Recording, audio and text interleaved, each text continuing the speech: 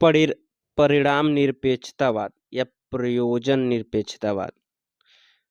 नैतिकता के सार का परिणाम से कोई संबंध नहीं होता है। मतलब इस परिणाम निरपेक्षतावाद कहता है कि नैतिकता के सार का परिणामों से कोई संबंध नहीं होता है। इसका संबंध उचित इरादे से है, क्योंकि परिणाम बहुत सारे कार्यों, नियंत्रण एवं निर्धारित होते हैं, जिसमें कुछ कारक स्वैच्छिक होते हैं और कुछ अनैच्छिक। अतः परिणामों में स्वैच्छिक तथा अनैच्छिक दोनों तत्व शामिल होते हैं, जबकि नैतिकता केवल उसी बात का मूल्यांकन कर सकती है जो स्वैच्छिक होता है।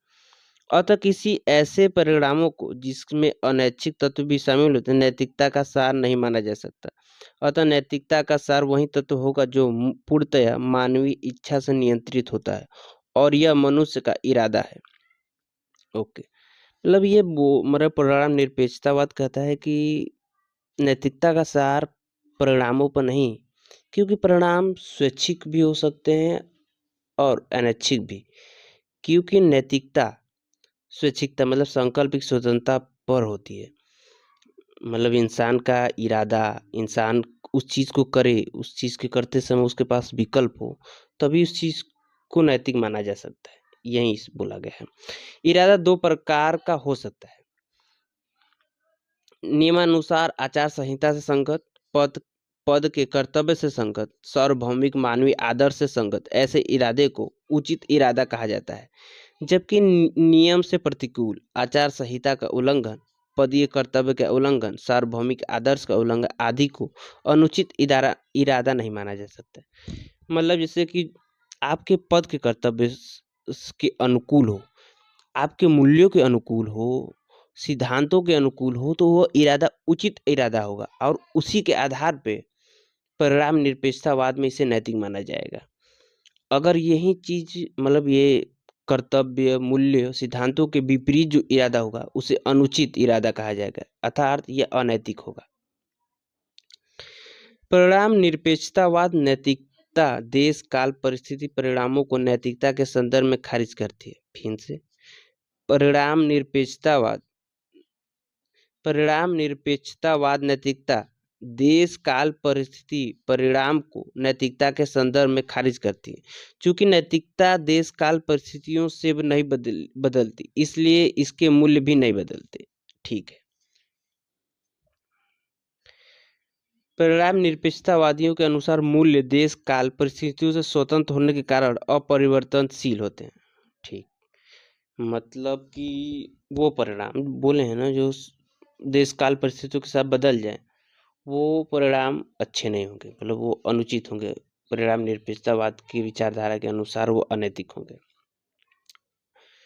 उचित इरादा क्या है कि सुविधा की दशा में इसकी पहचान कैसे करें, दुविधा की दशा में इसकी पहचान कैसे करें। इस संदर्भ में दो विचारधाराएं प्रचलित हैं। मतलब उचित क्या है, उचित इरादा क्या है, इसके संदर्भ में दो विचारधाराएं प्रचलित है। पहला है पश्चिम की परंपरा एवं दूसरा है भारतीय परंपरा। पश्चिम की परंपरा के अंतर्गत सुकरात, प्लेटो, इमैनुअल कांट, जॉन रॉल्स तथा ईसाइयों के बाइबिल की नैतिकता है, जबकि भारतीय परंपरा के अंतर्गत जैन मत, वेदांत मत, गीता, गांधी की नैतिकता है।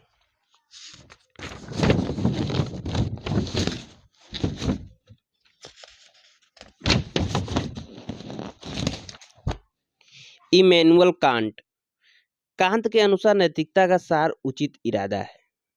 हालांकि उचित क्या है, इस संदर्भ में कांट ने नैतिकता के 3 सूत्रों का प्रतिपादन किया है।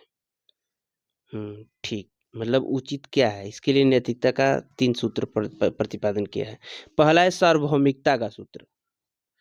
इस सिद्धांत के अनुसार वही विकल्प उचित होगा जिसे उस दशा में सार्वभौमिक नियम बनाया जा सके।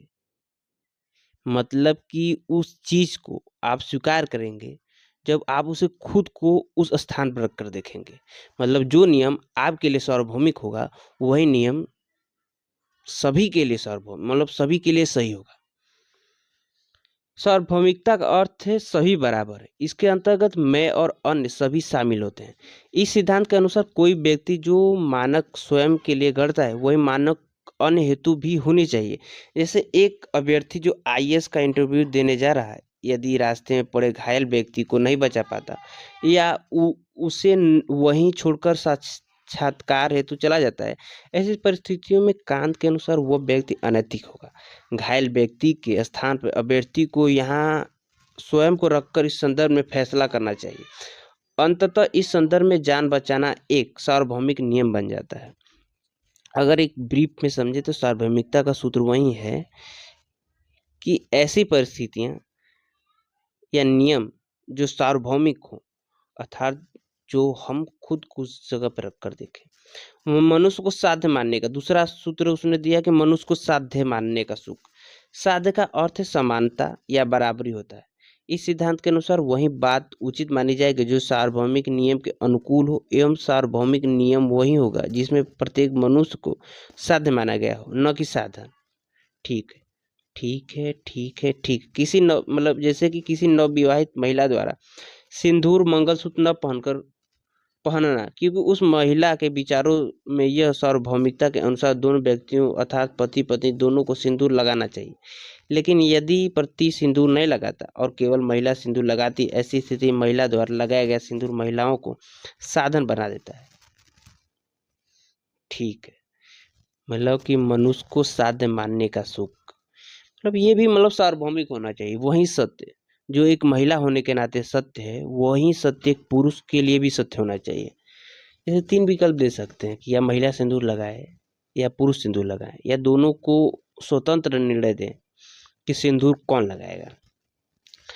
तीसरा है स्वयं को साध्यों के राज्य का विधायक सदस्य मानने का सिद्धांत। किसी विदेशी कंपनी द्वारा किए जा रहे चिकित्सीय परीक्षण में, जिसमें व्यक्ति के शारीरिक हानि की भी संभावना है, हजारों की संख्या में लोग परीक्षण करना चाहते हैं क्योंकि यह मुफ्त है एवं सभी को एक उचित मात्रा में पैसा भी दिया जा रहा है। इस पंक्ति के में किसी भी बड़े अधिकारी, व्यापारी या नेता के करीबी या स्वयं नेता व्यापारी नहीं खड़े हैं। इस व्यक्ति में केवल गरीब या मजदूर लोग ही शामिल है, क्योंकि उनकी प्राथमिकता पैसा है, न कि व्यक्तियों की स्वतंत्र फैसला। ठीक, ऐसी स्थिति में यह कहा जा सकता है कि गरीब एवं मजदूरों का फैसला स्वतंत्र ना होकर किसी अन्य अपेक्षा से लिया गया निर्णय। इस पंक्ति में राज्य के सभी वर्गों अर्थात गरीब, अमीर, उच्च, निम्न, अधिकारी एवं नेता की भागीदारी नहीं है।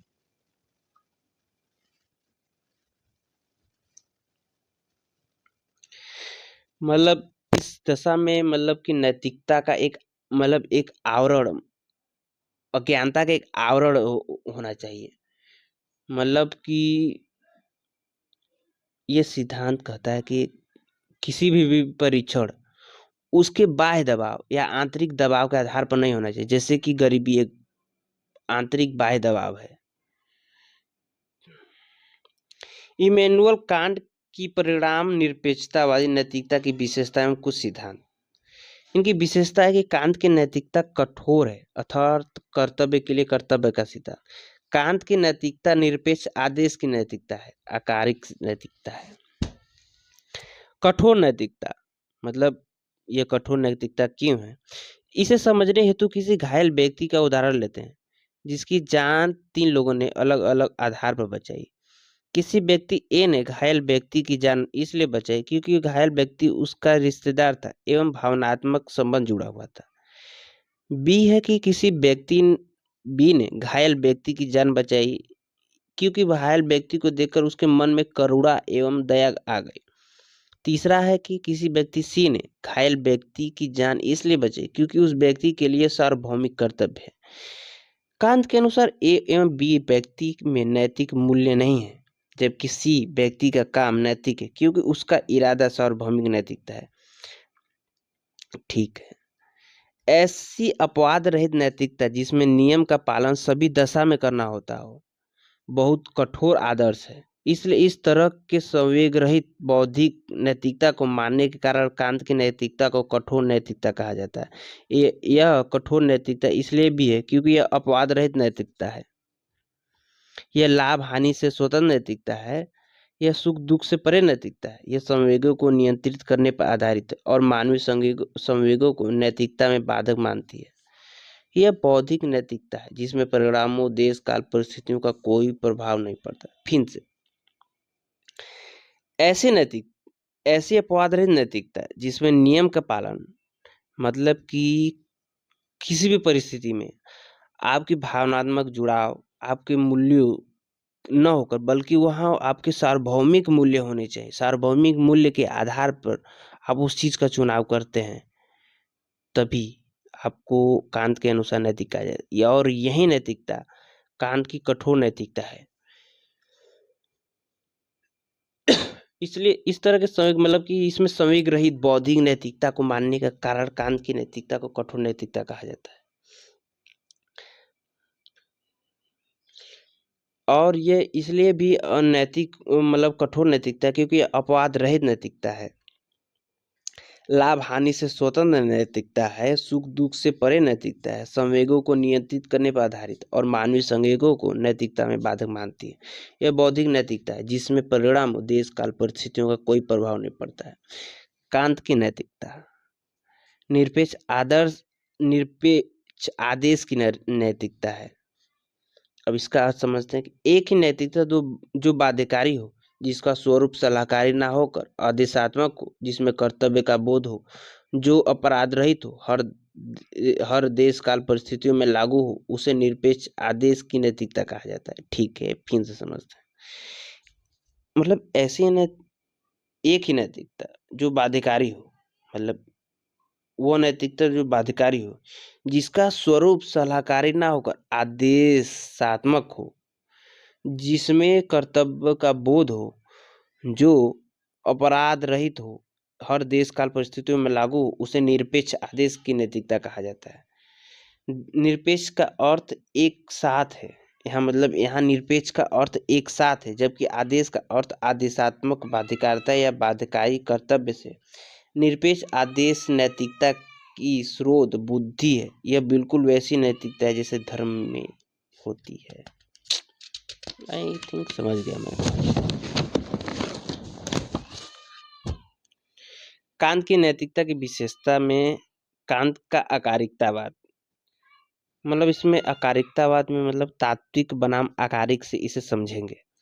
तात्विक परिणाम, दशा, परिस्थिति आदि को ध्यान में रखकर बनाई गई नैतिकता है। मतलब कि कांत की अकारिकतावाद तात्विक परिणाम, दशा, परिस्थिति आदि को ध्यान में रखकर बनाई गई नैतिकता है। इसका यथार्थ परिणाम में दिखाई देता है, जबकि अकारिक नैतिकता नियम में विश्वास करता है एवं प्रक्रिया पर बल देता है। यह व्यवहारवादी नहीं है, बल्कि आदर्शमूलक दृष्टिकोण अपनाता है। कांत के अकारिकतावाद को समझने हेतु कई उदाहरण का प्रयोग करेंगे।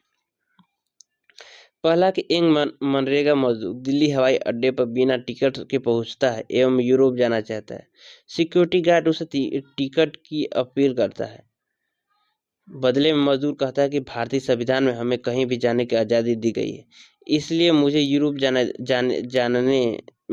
दिया जाना चाहिए।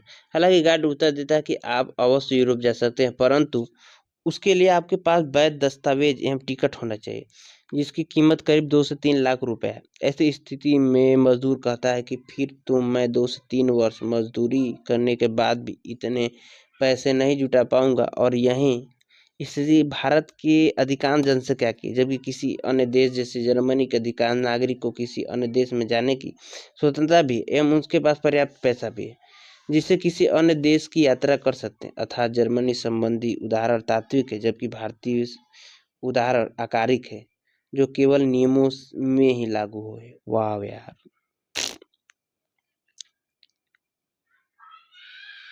समझ में आ गया। उदाहरण 2, मतलब कथन है कि जहाँ जहाँ धुआं है वहां वहां आग है। दूसरा की पहाड़ी पर धुआं है, निष्कर्ष निकला कि पहाड़ी पर आग है। यह उदाहरण यथार्थ को इंगित करता है।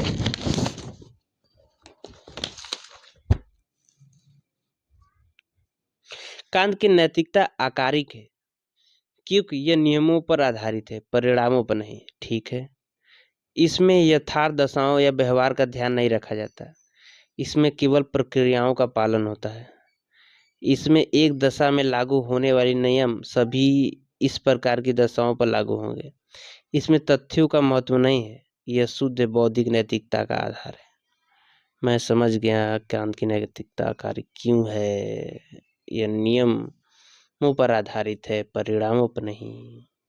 जैसे कि भारत में भी कुछ नियम बने हैं जिसका परिणाम मोह से कोई संबंध नहीं, वही जैसे मजदूर वाला।